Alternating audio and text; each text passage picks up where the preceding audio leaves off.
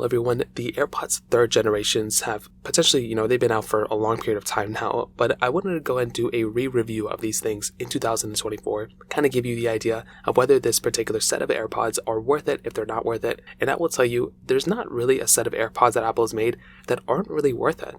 I genuinely think AirPods are they're very good headphones, and you can't really go wrong with any of them as long as they are tailored to you and as long as you're comfortable with them. If you want to pick up some AirPods, I'll leave some links down in the description. You can get them from there and you can help support the channel at the same time. Now, starting off with the outside of the AirPods 3rd generations, these particular headphones I genuinely think look pretty good. The case is a little bit longer than the other AirPods, not as long as the AirPod Pros, but they're slightly longer than the AirPods 2s, and I think they're pretty good, casings. I've had these AirPods for a long time now, since they came out, I think in 2021, and they've been doing the job. They have the little clasp thing that opens at the very top, so you can take your AirPods out that way. You have a little charging LED light in the middle of it. You have your lightning port at the bottom, and some of these AirPods actually do support MagSafe. Actually, I think all the AirPods 3 support MagSafe. So not only do they wirelessly charge, but if you have that MagSafe charger, you can just toss these things on that charger, and you can just charge this thing as it goes. So that's another really cool thing going on for these particular headphones. And you have a little reset button on the back, but that is kind of it on the outside. There's not really anything else super insane going on with these headphones.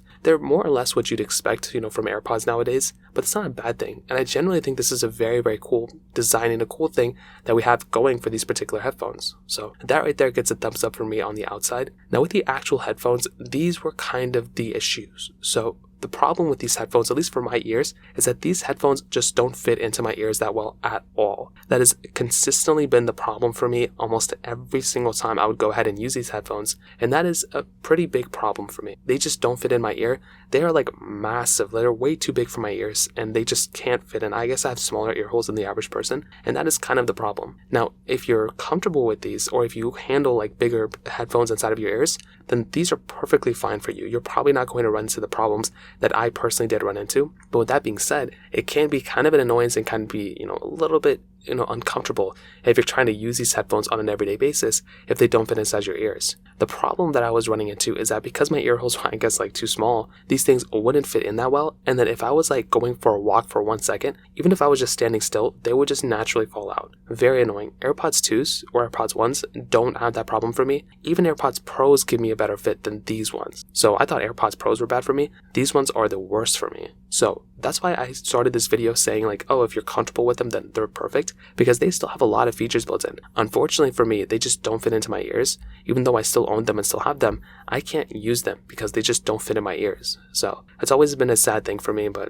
it is what it is. There's not much we can do about it. But if they do fit, then they're perfect because they still have a lot of features built in. They have the personalized spatial audio with dynamic head tracking, which is very cool. Even though these things don't have transparency mode or noise cancellation, still having spatial audio is a super cool feature because you can actually get a feeling like you're like moving around somewhere, or you're in an area that, as long as the application or songs or whatever you have support spatial audio, it's a super cool thing that you have that type of feature. You also have the force sensor on the side of your particular AirPods. It's better than the double tap, I would say, on the AirPods 2s, but it's not as good as the touch controls on the AirPods Pros.